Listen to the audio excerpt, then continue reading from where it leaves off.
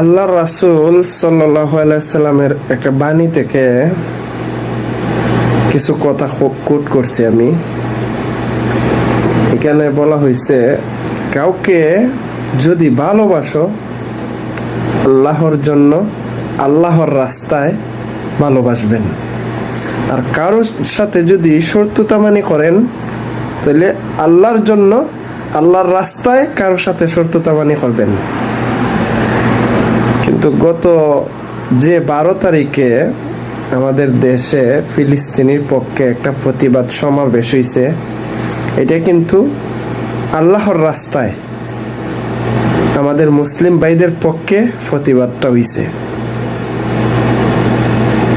কিন্তু আমাদের দেশে যে প্রতিবাদটা হয়েছে, সব ধরনের কওমি অঙ্গনের যত আলেম ওলামা আছেন এবং জামাত ইসলাম, হেফাজত ইসলাম সহ সব ধরনের আলেমই আসছেন, তবে সুন্নি জামাতের বাইরা আসেন নাই।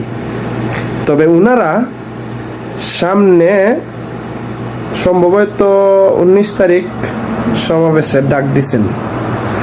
আমার কথাটা হইল, আমাদের ভালোবাসাটা তো আল্লাহর জন্য, আল্লাহর রাস্তায় আমাদের ভালোবাসাটা। আর কাউকে ঘৃণা করলেও আল্লাহর রাস্তায়। দুইটা সমাবেশ কেড়ে লাগবে আমাদের দেশে। আপনারা কি পারতেন না সবাই একসাথে সমাবেশটা করতেন? ঢাকা শহরটা আমাদের অনেক যানজট একটা শহর, গণবসতি।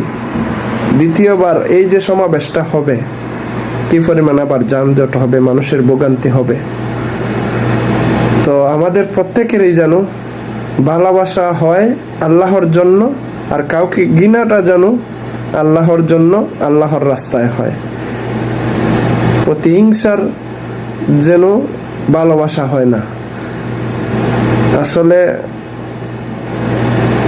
আল্লাহর রাস্তায় ভালোবাসার পক্ষ থেকেই কথাগুলা বললাম, একটা আল্লাহ রাসূলের বাণী থেকে পাইছি।